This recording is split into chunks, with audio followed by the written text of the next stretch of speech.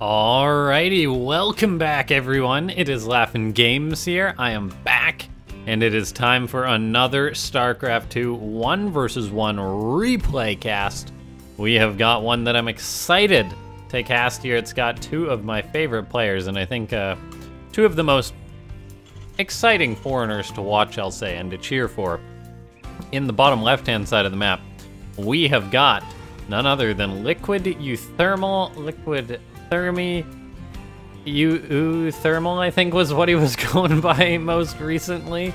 But yeah, uThermal, always fun to watch. Really innovative Terran. He's been getting better and better recently, which is exciting to see. And so yeah, as a Terran myself, most of the time anyway, I play Terran. I dabble in the other races. But yeah, it's always great to see uThermal play. I'm probably not going to copy his crazy styles or anything, but it's nice to see. He's really a breath of fresh air. Now, in the bottom right-hand side of the map, rocking the Adepted clan, it is Scarlett. Scarlett, the Canadian Zerg player. She's been one of the best North Americans for quite a while now. Pretty much always, for the most part, as long as she's been active and playing. And so it's good to see Scarlett taking on someone like uThermal, because Scarlett doesn't play in a ton of tournaments or anything like that, and that's why I wanted to cast this match. Basically, I saw this match and I thought, when's the last time Scarlett played really in too much of anything outside like the North American events and stuff? So it's good to see. I mean, realistically, she was in the GSL and all that sort of stuff, but it feels like too long anyway for me. So, ladies and gentlemen, before this game gets too exciting, let's try and hit 100 likes on this video. It's a big goal, but if we can do it, I'll be very happy. 100 likes on this video, that'd be great to see. Now, the map is Golden Wall, which is honestly, as a Terran, a map that I really enjoy playing on. It seems that the map plays out very well for Terran because it really does limit the attack paths and counter-attack paths that Zergs can take. So Terran can really power up and macro incredibly strong on this map. Compared to other maps, which they may be counter-attacked more to be slowed down. And so I think that's why Terrans really like Golden Wall.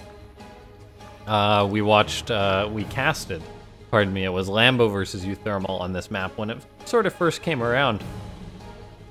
And uThermal totally just like macroed up like a god and just took the entire map, and so that's why I'm not surprised right now to be seeing that uThermal is going for an incredibly quick third command center play. Yeah, aggression on this map is just really easy to sniff out too from the Terrans, so like, if there's roaches moving across, it's not like they can take a different route easily. No, then they've just got to pretty much crash through the front door. The Terran will get a good heads up. I don't think I've ever seen a lot of cheese, just like head-on cheese on this map. And that's the reason for that. Now we take a look. There is the third on the way for Scarlett, but look at uThermal's third timing. Very reasonable. Scarlett does have an Overlord out. However, it's not a zoomy Overlord.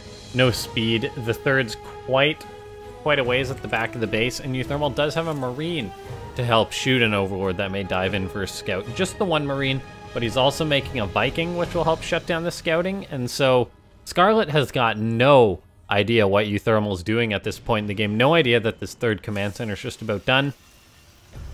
And because of that, she can't drone as hard as she would, which is definitely gonna hurt her, because I mean uThermal is a guy who will go for like crazy timing attacks, and that's something that you definitely have to respect as his opponent. Now Scarlett, she's getting up a layer, she's getting up a Baneling nest, stopped at 43 drones, 47, gonna be growing up in that number, but probably not as quickly as she would if she knew this third base was on the way. We do see this Overlord diving on in, however the Marine and the Viking are actually going to be more than enough to shut this down. Scarlett sees all the production, but as far as she knows, there could be an extra 2 barracks behind here. Instead, there's a third that's already done, that's already floating over towards the gold base, so uThermal is going to have access to that gold base, which is quite significant. Terrans have actually been taking the gold base more often than Zerg, because this base can be easily harassed from behind by the Terran, but for the Terran, it can't really be harassed easily behind by the Zerg. And so the map maker who made Golden Wall, whoever it is, has done a very good job, basically, of making it so that there's a gold base that's taken more by Terran than it is by Zerg, in this matchup anyway. As the gold base is just something that's historically been very Zerg-focused, because they can just churn out units like mad out of it, and they have an easier time, or it doesn't get harassed as much, usually for the Zerg. uThermal, he's gonna dive on in with his ton of Hellions. Actually, an absurd amount of Hellions diving on in. 9 Hellions charging in. However, there's a lot of Queens here for Scarlett to help clean this up. The Ling's got a good enough surround, bought a ton of time, and so uThermal throwing away these Hellions has got 5 drones, with the Liberator in the main base adding some of those in. And so these Hellions actually barely got anything done for uThermal. If we look at the units lost, it was 20 Lings and 5 drones for 10 Hellions and a Liberator. That is an incredible trade for Scarlett. If you think about the fact that a Hellion costs twice as much as a drone, uThermal needed to kill about, honestly, 20 drones. Maybe, yeah, probably another 10 drones or so to make it worth it, since he killed the Lings as well. But yeah, really good defense from Scarlett. uThermal diving on in there was very, very brash, I'll say, as he just had the 10 Hellions and kind of tried to brute force his way in. Well done by Scarlett defending that, though. We do see the fact that the Spire was scouted, so uThermal does know that it's a Spire play. Not much of a surprise there, knowing Scarlett, knowing the map, knowing the matchup at the minute, but still good for uThermal to scout that. He has got Marines on the way out, tanks on the way out. His production is starting to kick off. I wouldn't be surprised if we see a turret or 2 get built. All right, uThermal, he's already thrown up that 4th base. He's got a lot of minerals to burn, so him doing that, no surprise either. His upgrades, 1-1 is about halfway done. Scarlett fires up her own 1-1. If we do take a look, Scarlett's just getting up her 4th base around the same time, or uThermal's 4th base is not far behind, though, I should say. Scarlett, however, is also getting up a 4th and a 5th base, which I really love to see in the event that the Terran is going to harass one of these bases, potentially even cancel or kill it, as then the Zerg has the backup. So I think if you can squeeze that into your build, it's completely worth it. It's an incredible investment for the Zerg. And by the way, I'd like to point out Scarlett's map vision as well is really good on Golden Wall. This is one thing that does Zergs well on Golden Wall, is the fact that the creep spread, it's pretty much just got one direction to go. The map vision can be pretty easily attainable. And now, oh, if we take a look, this is one of the things that Scarlett is most known for. She's the Zerg that really pioneered this, I believe, or was the first one that I saw doing it. Banelings at the back of the gold base can hit the SCVs, and so uThermal is gonna lose a couple of SCVs. He only loses 2 there, due to the fact that he's got +1 armor and Scarlett doesn't have +1 attack yet. These Banelings come on in. The tank's actually shooting them away. Scarlett's got to manually detonate the Banelings, so kills 5 SCVs. But we do see uThermal going for a drop in the top right, denying this base. The drop probably will be shut down due to the muta presence of Scarlett. But that was done pretty well by, well, by neither player, if I'm being honest. I mean, uThermal's drop didn't get a ton done. It's getting cleaned up for nothing. Scarlett's Banelings didn't get too much done. So it kind of works out even for them, if we look at it like that. Scarlett is about to have her +1, so future Baneling attacks to the back of this gold base could be more effective. uThermal's got his 2-2 on the way, though, so both these players going up in their upgrades. uThermal's got another dropout on the map, which is going to be caught. Can try and boost away, but since Scarlett's mined out the back, she can easily get units underneath this medivac to ensure it gets shut down, along with the Mutalisk support. uThermal behind this is getting up his 4th base, however. He's got turrets there, got a PF, which is good to see. He's got Thors on the way 2-2, and his army is going to be growing up very quickly. But man, I'm getting excited for this match as it's starting to heat on up. These players, they've been doing some harassment against each other, but not too much. And so they're both building up very, very big armies. We see uThermal is just doing that Terran thing, which he wants to expand all over Golden Wall, throwing up another 2 command centers. He's burrowing a mine, as this base does often get attacked by Lings and Banelings. In come the mutas of Scarlett. She has, interestingly enough, stopped just at 12. She's not going into mass muta, which is a little bit unexpected from Scarlett, as she is known as one of the Muta players. But there we go. We do see some more Mutas on the way now for Scarlett. She is going to keep growing in that count. We'll see how quickly she is going to throw up an infestation pit, though.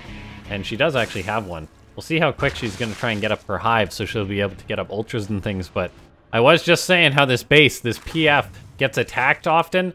And here's the proof of that. Lings and Banelings to the north are going to be attacking this location. There's a lot of Marines for uThermal on the top side, but they might run head first into these Banelings and Lings, which would be not good for uThermal. I think the Lings and Banes would honestly win this fight, depending on the micro. uThermal, he's going for more drops over the map, gets one towards the back of Scarlett's natural. That gets cleaned up, though, for 13 drones. The drop is pulling Scarlett into multiple directions. uThermal, he's going to be making another orbital, floating over another command center, but here comes that attack. The first Ling's there to bait out the Widowmine. Scarlett baits that out, expertly done. In comes all these Lings. This orbital command, this PF, are going to be in trouble. uThermal lifts the orbital, which I like because he knew that it could die too from the Baneling splash damage, and so he does do a good job handling that.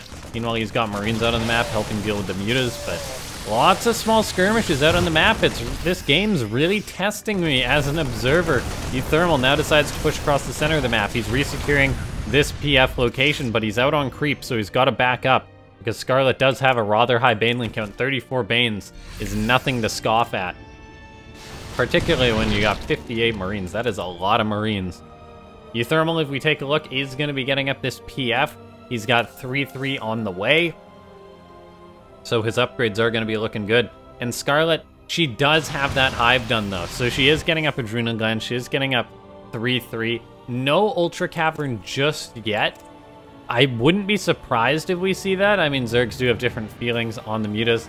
Widowmine does a really good job there. Kills off 8 Banelings or so, 7 Banelings or so, which was really good for uThermal, as Scarlett was planning another attack on this base.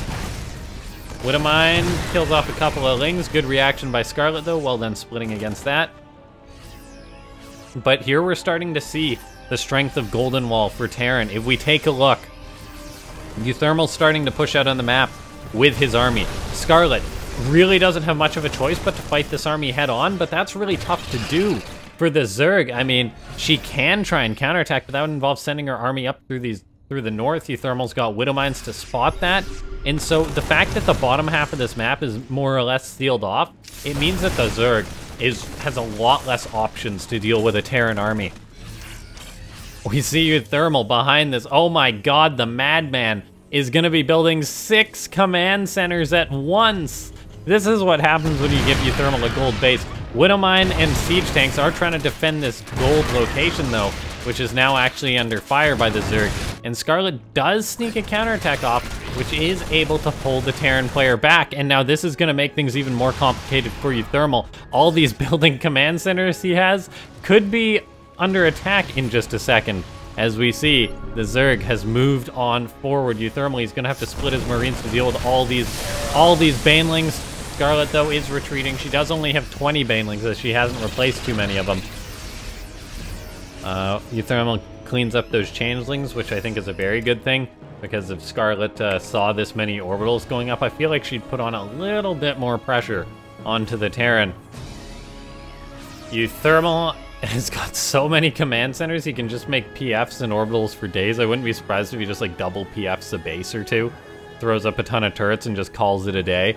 We see uThermal, though, is out with his Marines ready to intercept these Mutas if they head towards the gold base, but there's a chance they'll just head towards the main, which could get really rough for uThermal, because this is 27 Mutas. That is no small amount. Scarlett was at 12 earlier. Yeah, she's got a lot more than that now. So we're seeing these Mutas, they're going to pull uThermal all over the place. This is not an army that he can just ignore. A turret or two isn't going to deal with this. The Mutas will chew through pretty much everything. So we see these Marines have to push this away. All the while, Scarlett unburrowed the Lings at the gold base.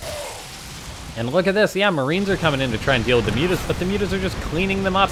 They're killing everything. It takes a very substantial army to deal with this many Mutas. We see the Marines are going to engage them. The Mutas will clean up the Marines. It costs Scarlett a few Mutas, but in the end, they've still got completely free reign over uThermal's base. Look at this, the Terran's stimming on in because he knows he's desperate, that he's got to deal with all these Banelings. But oh, Scarlett doesn't micro the Banelings. She had more than enough to deal with all these Marines, but the Thors and the Widowmines cleaned almost all of them up. That was huge for uThermal. So while his main base is being compromised back at home, he got good damage done on Scarlett's side of the map. Scarlett, oh my gosh, could have totally cleaned this army up with good connections, but the Thors, the real MVPs, eating mass Banelings. Ay caramba, now we see Scarlett's got to try and pull it back together at home. She should be able to clean up this attack. She's got damage done with the mutas, but this situation could have been way, way better for her if she had got those connections. Wow. I mean, that was totally what Scarlett was just planning for, too. And that's usually what happens. The Terran will overcommit because they feel pressured to, and then the Zerg will roll forward with Banelings and get good connections, but those were disastrous connections. If we take a look, there is there a Ling or something here? Yes, there is, a burrowed Ling. Man, that was hard to see. The command center is going to land, though, as uThermal continues his expansion. He's got just so many orbitals right now. He's going to be making this one a PF. Wow. Yeah, this game, really, really exciting to watch. I think so far more things have gone in uThermal's favor, though, as a Widowmine hits some mutas. But Scarlett's definitely not dead. It's not like she's short on bases completely. She's got these two, which are still pretty fresh. Losing the top right one did hurt, but she's rebuilding, or she's building up her gold, which could really pay off for her. And so while uThermal's economy isn't going to slow down anytime soon, Scarlett's isn't particularly bad either. As I say that, though, I might have jinxed it. uThermal's coming in for a big old attack, and he's got more than enough Marines and Marauders to gun down these drones and this hatchery, and this is going to put Scarlett in a very, very precarious economic position. We see mutas coming in towards this PF are going to kill off the turrets. Scarlett's probably going to pick her jaw up off the floor right now from seeing this many orbital commands. Like, come on. It's going to take my mutas forever to kill all these. And so uThermal is reacting to this. Going to be bringing some Marines and Liberators in. We'll lose an orbital and the PF, which definitely hurts. But this attack on the front is still going on for uThermal. Scarlett's got Infestors and Ultras, but it's still quite an army for the Terran. Muta's bad rally flying over those Marines. So we're going to see some Banelings, Infestors, and Ultras move forward to try and deal with this, but I'm not sure it's enough for Scarlett. Widowmine's going to hit the Ultra, allow that to be killed off. The attack from the Terran is looking really scary. At the same time, the mutas are just slowly chewing through these armored orbital commands. It's just, gosh, the mutas just killed like 4 bases. But there's still more to go because uThermal's a madman. Widowmines are going to burrow. One gets a connection off on the mutas. In comes some Marines, and the Liberators doing what they can. So uThermal's really taken an economic beating back on his side of the map, but he did kill 2 of Scarlett's main bases. He's killed this location to the 3rd. Scarlett is has rebuilt this location, though. She's got the gold, so if the game stabilizes, she won't be in a bad spot. And uThermal's economy has really been cut down. Both players at 40 workers. What a close match we have. Scarlett just killing off more and more orbital commands. It's mad, I say mad. uThermal has been trying to get his economy, but like, just stabilized, I guess, but I mean, he just hasn't had enough to deal with the mutas, so he's lost 6 orbital commands and 3 planetary fortresses this game. That is a lot of dead orbitals. Widowmine's getting good connections on the mutas for uThermal, which is very important, as Scarlett has got a crazy effective amount of mutalisks. 34 can fight a lot of things. They can snipe bases.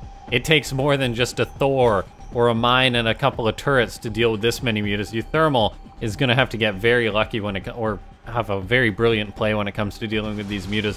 Whether that be a direct attack across the map and somehow defending back at home, or whether he's going to bait Scarlett into a bunch of Widowmines, we shall see. Because, man, this is a lot of mutas. They're just going to be able to pick off this orbital command so quickly. These +3 mutas doing so much work. Liberators are popping on out. There is Marines, Thors, and Mines, though, to deal with these mutas. Mines get their shots off. The Thor's doing so much damage, and Scarlett loses so many mutas. That was about 20 mutas that just died. No, they're going to fly over a Widowmine. Oh, my God.